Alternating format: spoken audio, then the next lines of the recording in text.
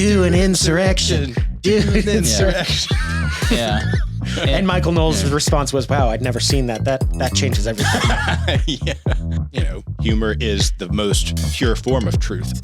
Hiroshima, Nagasaki, the heat death of the universe, January 6th. These are all equally bad, you know. It's the faux kind of outrage that they tried to generate and force feed on the American public. Hello, and welcome to the Pop Culture Contrarian podcast with Thomas, Sterling, and Andrew. Hello. Hey, guys. Today our topic is January 6th, the most deadliest day, the new movie from Babylon Bee. But before we get to that, make sure to like, subscribe. If you're on YouTube, hit the bell icon so you see when we upload one of our episodes. Leave us a comment. Let us know what you think. We really love to hear from you, and, you know, maybe you can help shape the direction we go in the future. Also, don't forget, the truth will set you free. Mm-hmm. Buy that at patriotshop.com. Correct. Link in the description. Yep. All right. So January 6th, the most deadliest day. So Babylon Bee just released this. It's not wide release. It's just on their website. We all watched it. Andrew, what'd you think? It was, in Babylon Bee form, very funny satire. My initial thoughts were it was hilarious. You have to probably be a fan of the Bee to really get it. And the reason I say that is because the type of people who are looking at the Bee are probably also informed more so than the average person on current events and like the real stories behind current events. I think if you're a quote unquote normie, you might not get some of it because it does make fun of the mainstream narrative of January 6th in ways that are very outlandish, but also extremely true because, you know, humor is the most pure form of truth oftentimes. Yeah. There's a lot of jokes per minute in this movie. The whole time you're going to be laughing if you appreciate the Bee's humor. It's just joke. But it opens with Hiroshima, Nagasaki, the heat death of the universe, January 6th. Worst day of my life. What do you think? These are all equally bad, you know. Yeah. You know, I will admit out the gate, it felt a little bit slow, but I think that was just me. I'm not criticizing it. I think that it was really funny. I think for the kind of person who likes Babylon Bee stuff, definitely hits the mark. Yeah. Well, let's not get too far into the review. We'll do that at the end. All right. I'll step back. Yeah. Slow down there, son. Thomas, you have any opening thoughts? And then we can kind of jump into the movie itself. I think it was a little bit of an insider's movie. If you aren't as familiar with the topic, which I think a lot of people aren't, most people probably have heard about January 6th because it's become such a political football. But a lot of the details, most people don't know. And I think that there were some elements of that they kind of hit on, and you wouldn't have appreciated the humor as much behind them if you didn't actually know what they were referencing. There were definitely some jokes that only the I don't even know the term, the chronically paying attention to politics like us would get. There's definitely some of those. News hounds, there you go. But I actually kind of thought differently. I thought this was a movie that almost anyone who, so granted, you're probably going to like this more if you're a Republican than if you're a Democrat. I think if you're a Democrat, you'll probably watch it and be like, I don't get it.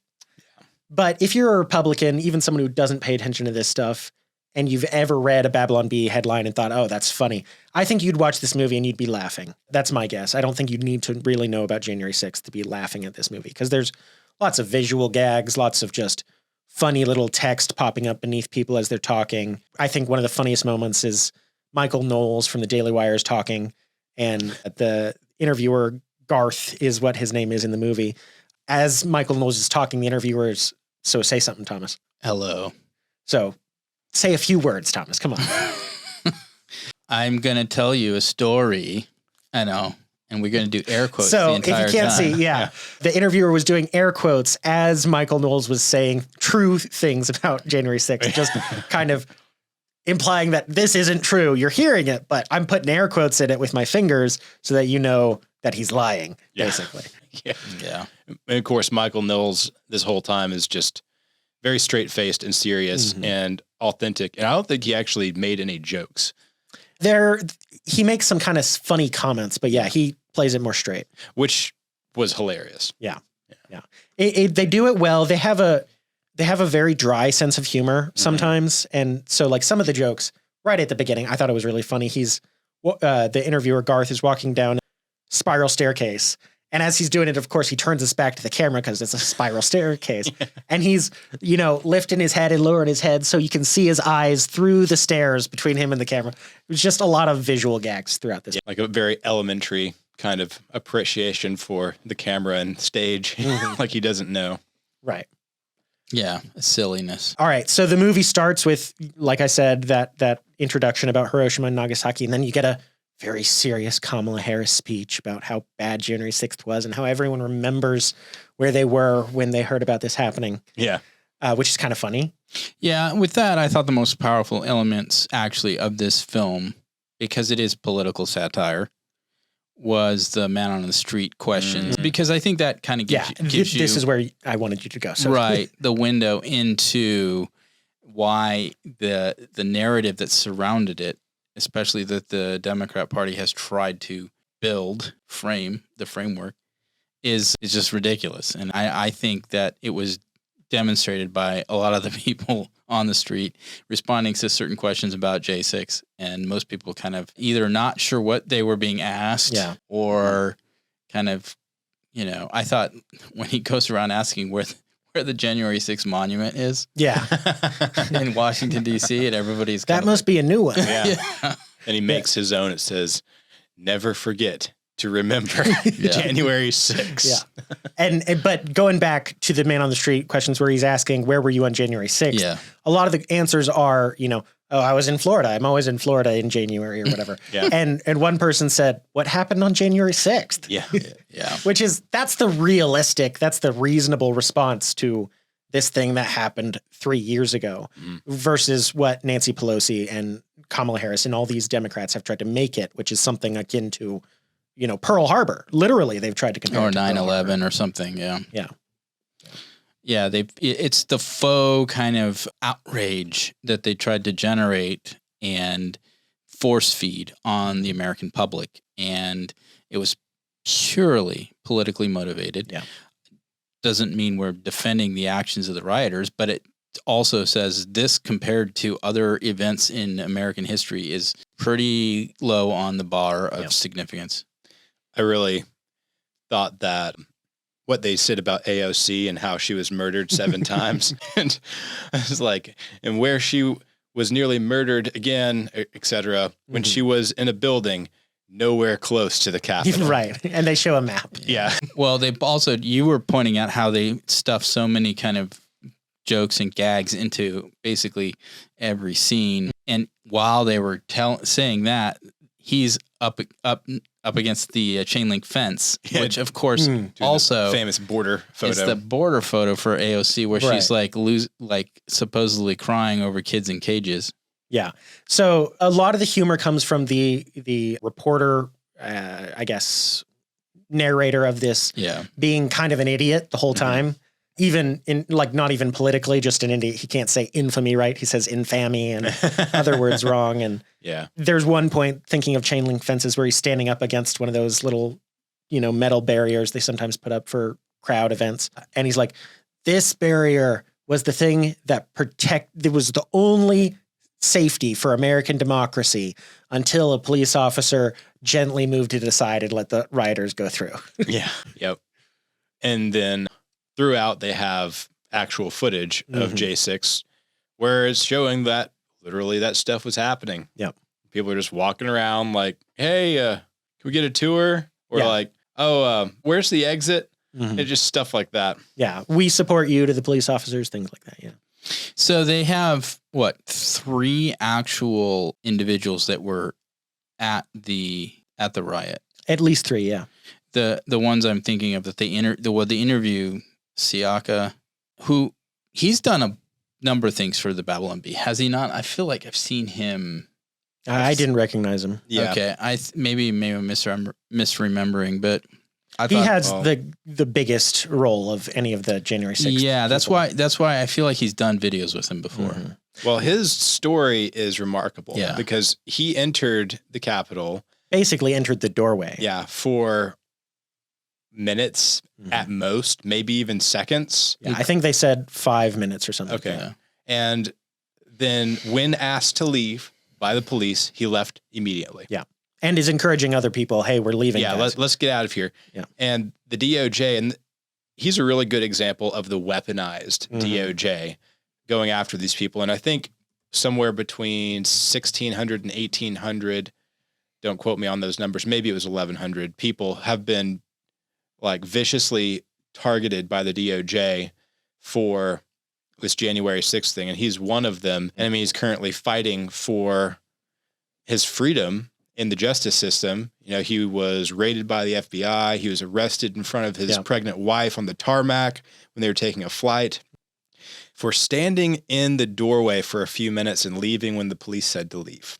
Yeah. Yeah. And now he's in court cases that, you know, who knows how long these are going to take.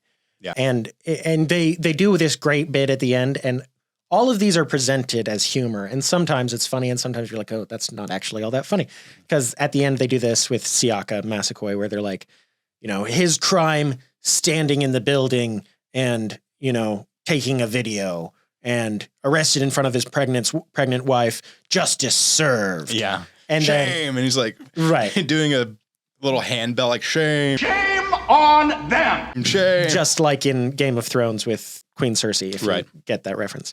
But then they do other justice serves where it's like his crime, I don't remember the name of this person, but, you know, blah, blah, blah, his crime rendering aid to a police officer, sentence, you know, arrested and, you know, however many weeks in jail, justice served and all those things. And like Lectern guy who, you know. He spent like 2 years in jail, I think. No. Months in jail and $5,000. Oh, no, it was the shaman guy who did 2 years. Yeah. Now, was that the Buffalo guy? Was that the actual Buffalo guy? Yeah. It looked like it. Yeah, it was him. Yeah. I wasn't sure. They didn't interview him. I mean, but he was mentioned. Yeah. Well, they sit in the room with him and he says, come in, have a steak. And that's all he says. Yeah. The whole bit about searching for him and then finding him and then him eating a steak. Maybe that's part of the bit. I don't know. It was just some dry humor because the whole time they're like, they cut continuously to one of their guys searching for Buffalo Guy, walking through the desert, looking up with binoculars, trying to figure out where Buffalo Guy is. Finally, he sees smoke coming from behind a building. He's like, oh no, that's Buffalo Guy. And goes, and Buffalo Guy's cooking a steak. And he's like, hey, come in, have a steak. Mm-hmm. And this guy, you know, the interviewer picks up the steak with his bare hands, you know, gnaws it like a wild animal and then sets the whole thing down and leaves. It's like, okay. It's just a lot of dry humor, but I was laughing the whole time. I thought it was a very funny movie. Well, I think they were trying to, through humor, humanize these people, which they're just regular people. Absolutely. Although the shaman guy, he's kind of out there. I don't know too much about him. But I don't know. I do think it's interesting. Like if you go into the Capitol and then go and sit at the speaker seat and like, I don't know. I kind of felt like he was asking for trouble, but a lot of these people were just hanging out. Yeah. You know, yeah. Not to say that a lot of the things that happened on J6, they were disgraceful, you know, shameful, certainly. Yeah. But to the level that it has been used as a political weapon, it's just far outweighs the reality of what actually happened. There's a man who was told, don't be in DC on January 6th or you'll be arrested. And he said, okay. And so he was in Maryland, not in DC, and he still got arrested and sentenced to jail. Yeah. So this is absolutely, there's been weaponization of the government against anyone who was even remotely involved. One of them was a grandmother, you know, who got the heavy arm of the justice system brought against her. Well, I mean, there was the big lie is that there was some type of everyone was working in concert in this coordinated effort to overthrow the election results and all this other stuff. As the B said, do an insurrection. Yeah, they do an insurrection. They do a very bad deep fake of Donald Trump with just his lips moving, and it says, everybody, we're going to go, say it with me now, do an insurrection. Do an insurrection. Yeah. And Michael Knowles' response was, wow, I'd never seen that. That changes everything. Yeah. No, I mean, I think that the reality of that day is that there were people there for a variety of different reasons. You know, there was the protest that was held on the Capitol lawn, on the mall. Sorry, Capitol Mall. that was like many protests that have been throughout our nation's history held on the mall for people disagreeing with and expressing their voice, which is the right we have under First Amendment. To gather and to speak our minds. If we say things that certain party doesn't like, doesn't mean that then somehow you become criminal for it. And I think that was, that it devolved into a riot in certain points, which it certainly did. And, there's theories out there about why. And some people say, well, the FBI was asked, did you have agents there? And they said, we're not going to answer that. So a lot of people think that means there were agents there.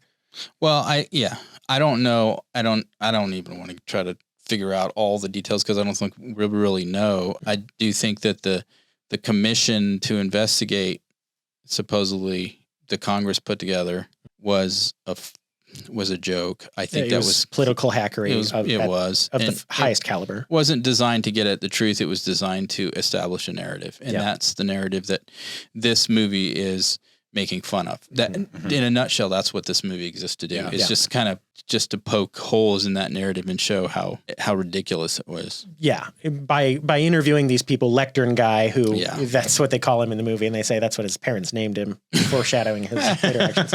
He said he moved Nancy Pelosi's lectern 20 feet. And for that, he was arrested and all these things. And it's just like, They do a reenactment with a focus group watching from what's supposed to be two-sided glass, but it's not. And he picks up the lectern, moves it a couple feet, and they ask, now, from 9 to 10, how terrifying was that? And someone responds, 3. And he's like, that's not an option. I said 9 to 10. Yeah.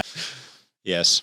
Yeah. One of my favorite parts is the Dennis Prager Jewish space laser part. So yeah, that's super inside baseball, probably. Yeah, there's a kind of jokey conspiracy theory that there's this Jewish space laser or something. And in the later half of the movie, when these people continue to say January 6th was not a big deal, the interviewer starts doing this thing with his watch where he sends them to the Phantom Zone from DC Comics. Yeah. And so he's Phantom Zone and points his watch at them and a bolt shoots out and they disappear.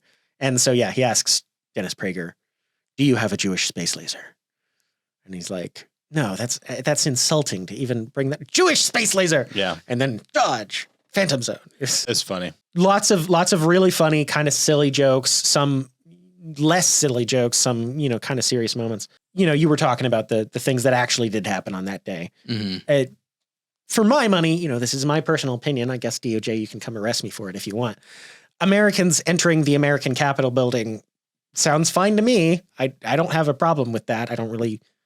Breaking windows, don't do that. But if you walk in through the front door, I don't know. That seems like something Americans should get to do. It's one thing if you're fighting with the police, but if the police are letting you in, and that's kind of the story is one side, there was some violence on one side, but on the other side, people were just kind of like, oh, we can come in, and they just open the doors. Yeah.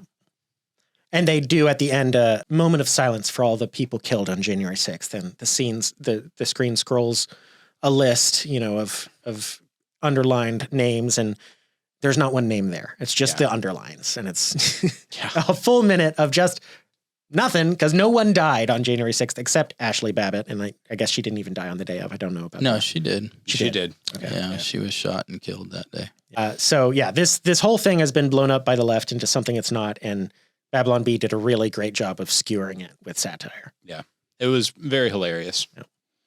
Well, it'll be interesting to see on the serious side going into the future, especially after this current coming election, and the fact that 4 years from now, the next election will not have, there will be no Donald Trump. There will be no Donald Trump, most likely. So, yeah.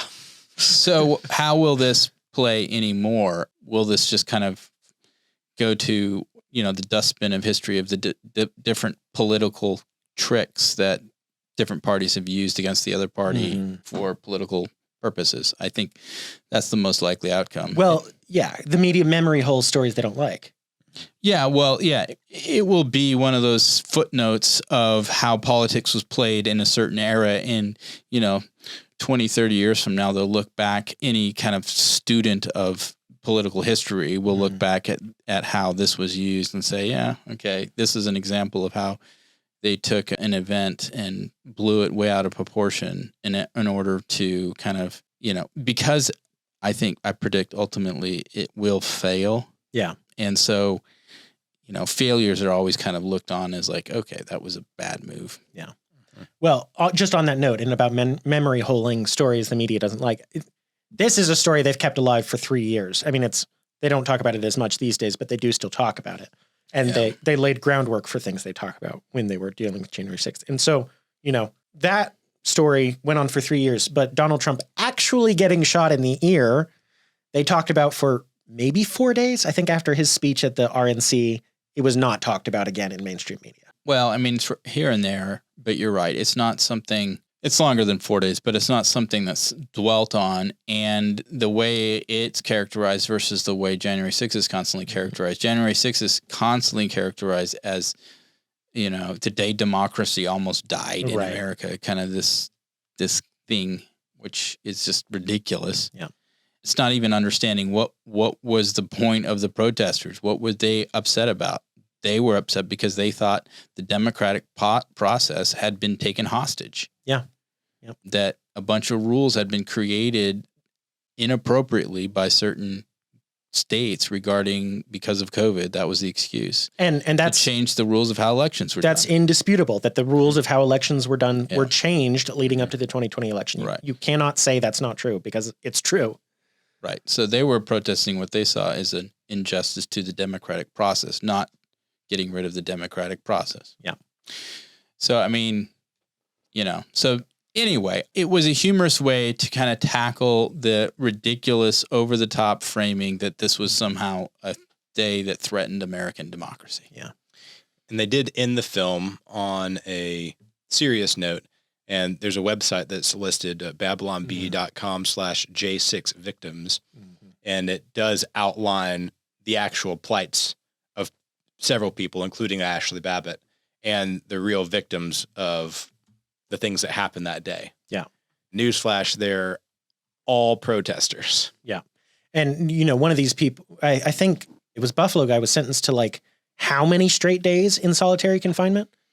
It was an insane sentence. Time. Solitary confinement is usually punishment for prisoners who are misbehaving in prison. Yeah. It was like 10 months. Yeah. It was a long time in solitary confinement. I don't know if that was contiguous or if they split it up, but still, that's outrageous. I don't know. Mm-hmm. It's like cruel and unusual. That is cruel and unusual. I hope that there is a point in time when the response of the government to this event is investigated properly and people are held accountable. Yeah, because there is the whole due process, the whole how we understand justice is working for the people rather than against the people. And I think that because you compare it, and they did in the movie, they compare it to all the rioting that happened under BLM throughout the summer prior to the election. And, that how many of those rioters never faced even remotely the type of lawfare, I guess you could say, that those people that were involved in this event did. That reminded me of the point I had thought of last night and I wanted to get in. When they're talking about January 6th and Trump's giving a speech, they're like, Trump gave a fiery, violent speech about, blah, blah, blah, peacefully going to the Capitol and protesting. And they're saying fiery and violent. And then, that just reminded me, because they do show footage from the Summer of Love protests. And the famous line from those protests was fiery, but mostly peaceful protests. Mm-hmm. And it's just the difference in the way the media tells you about these things is so stark. Mm-hmm. It's incredible. Yeah. All right. Wrapping up. I think it's a funny movie. I'm excited to see what they do next. I'd like to see maybe some of their comedy writers work with Daily Wire or other conservative media to try to make, I think we can make better conservative comedy movies than we've made. I think some of the guys at Babylon Bee would be great at that. I think there's much better jokes in this than what we've seen from Daily Wire so far. I'd like to see maybe a collaboration. But how would you rate this movie, guys? From 1 to 10? Or first, is it woke? No. Decisively no. No, obviously. Satirically, yes. It is satirically well, woke. satire pokes fun in it and expose woke, Yeah. but it's not woke, obviously. Right. Yeah. So yeah, it's not woke, but they do talk about woke a lot, and they espouse woke views satirically. Yeah. So 1 to 10, where would you rate this movie, Andrew? This is similar to our last review where it kind of depends on who's watching it. For me personally, I would probably give it I'd give it a 6.5. Wow. I did enjoy it, but it was, I don't know how to say it. Maybe it's this. I'm more used to the really, I guess, concentrated comedy that Babylon Bee gives. They have like a story or a meme or a thing or like a short video. Yeah. And it had so much crammed into it, which was pretty awesome. But like you said earlier, Thomas, I think it was you, Thomas, who said like pretty much every moment was a joke, or maybe you said that, Sterling. Like every single moment was a joke crammed into it. Yeah. And there are a lot of them are jokes we've heard before, and they're all really funny. It's just so many of them that the only reason I rated that is because I'm not used to that from Babylon Bee, and so it was hard to get used to. But I think it was great. Thomas? Yeah, I think it depends on your brand of humor. And that's the truth about almost any comedy, to be fair. Some people like let's take a classic that I would call a classic, Dumb and Dumber. There's people who just can't stand that movie. I think it's brilliant. We work with one of them. Yeah. So I think this kind of falls into that line for me. I could tell there were elements that are humorous, but to me it was a 6. I felt like it drug on some points that were just, or it was a little bit too silly on some of the things. But, you know, kind of like you were saying, you watch it again, and you kind of go, okay, that's a little funnier than I thought the first time I saw it. Yeah. It's kind of one of those, so it might grow on you. But the subject matter itself, that's the limitation I'm going to put to this movie. It's so tied to a specific event, and it is lampooning that character, the characterization or the framing of that event by the Democrats. And so it's almost limited in that sense, because it's not something that you're going to go back to years from now and get a real good kick out of, because lacking that background, it's almost, it loses what it is, I think. It's mimetic. Yeah. And so it's funny within, and this is why I'm saying the news hounds get it. The non-news hounds can get some of it, but I think a lot of it just goes over their heads. Like, why? I'm not sure why that's funny. He's being silly. I get that, but I don't get the greater context, which is what so much of the humor is tied to. Not all of it, obviously. I mean, like you're talking about him walking down the stairs and looking through it, the silly humor, that's all there. You get that. Other stuff you just, I think, could go over your head. So to me, it was, I wasn't laughing out loud a lot. I got a chuckle here and there. I think when I compare it to, like, Am I a Racist? I think Am I a Racist, I appreciated much more than this one. To me, I enjoyed that one much more than this one. So okay. That's out of my 10, a 6. I give 6. Okay. I could not, I don't think, disagree with you guys more strongly. Yeah. I thought this movie was hilarious from minute one. I liked that it's peppered with jokes in every scene. I thought many of the jokes, more than half, I'd say, are ones you don't have to be a news hound to get. There's some deep jokes that a news hound will get that a normal person won't, but I don't think you're watching that and being like, what's going on? I think you're watching that and being like, I didn't even notice there's a joke I missed. I think this is far funnier than Am I Racist for me, far funnier than Lady Ballers, which are movies we've reviewed before. Go check out those episodes. Daily Wire. From Daily Wire. I would rate this at least a 9, maybe 9.5. Not only would I rewatch it, but I did rewatch it. Wow. Ringing endorsement from Sterling. So I think anyone who is like, yeah, I agree with the Republicans, but I don't follow this stuff much. If you want to subscribe for $10 and watch this movie, watch it with a crowd or, two or your family, whoever. I think you'll all be laughing. I think you'll have a great time. I think it's very much worth watching. I know that will not be true at my house. I know for sure that will not be true at my house. I would say, I think if I rewatched it with certain people, it would be a lot funnier. So with the right group, it could be really funny. Yeah. It's just like comedy, right? Yeah. Some works for some folks and they really love it. Others don't. It's just how it is. That's true. All right. Well, so we gave it a 6.5, a 6, and a 9. So And those are all positive. They're all passing grades, technically, I guess, barely. The average is a passing grade. On aggregate, right? Yeah. Maybe I should rate it 150, and then the average is really high. Yeah, because Joe Biden 103%. Yes. 103%. Joe Biden won the 2020 election by 103%. That's one of the hard-hitting facts you'll learn from this movie. All right, I guess that's all we've got for you today. We talked about January 6th, the most deadliest day from Babylon Bee. I think it is $10 to subscribe, right? I believe so. Yeah. I highly recommend it. These guys have a different opinion, but they're wrong. Listen to me. Well, it's not just the movie. If you subscribe, there's all kinds of awesome benefits for subscribing to the Babylon Bee, and we would highly recommend you do that. Yeah. And to your point, they do work in concert with the Daily Wire and Prager University. PragerU. Yeah, I know they do. And obviously, both Dennis Prager and Michael Knowles were in this, but I would like to see them cooperate on a comedy movie for Daily Wire. That's going to get a wider release. I'd like to see that. Yeah, maybe they will. I don't know what they've got coming up the pike, but I mean, we do know that the ones we're looking forward to are the Pendragon Cycle and Snow White. Neither one of those are comedies, but yeah. You sure about Snow White? Not 100%. All right. I guess that's our episode for today. I think you should go watch this and make sure you like and subscribe to us and tell your friends to like and subscribe to us too. Help us grow. Leave us comments. Let us know what you think. We are brought to you by the Patriot Post, which is the oldest conservative news digest on the web. Not only is it right, but it is also free, and it has the best analysis on everything that's happening in the news today. So make sure you check it out, patriotpost.us. And we'll see you next time. Bye. Bye. See ya.